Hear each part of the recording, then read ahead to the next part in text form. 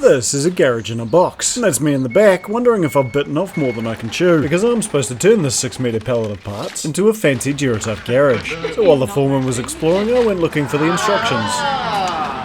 Found him. Oh, it's braced with iron. While I was figuring out the construction, the foreman supervised the unpack, although that's in the same way that a toddler helps with the groceries. And ready to start building. That is after I had one of those what was I thinking moments. You see, my house never came with a garage, it came with a massive carport, which I've lovingly renamed the shame pile, because where else do you store stuff if you don't have a garage? The construction immediately hit a snag when I used the wrong sodding wood.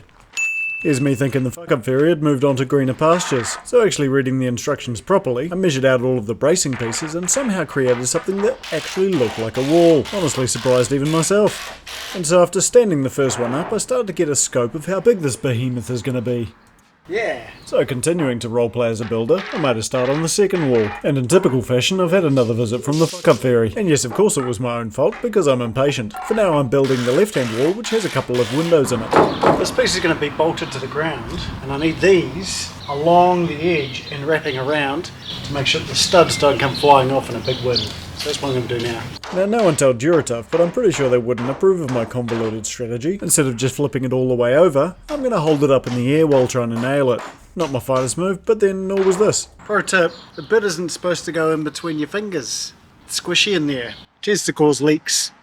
At this point it had been a pretty big first day, especially as someone who teaches IT for a living, so I went inside for a beer. Bad wee effort today. We got 3 walls built, and tomorrow I'll do the complicated front, and then stand them up and whack them together. Big day.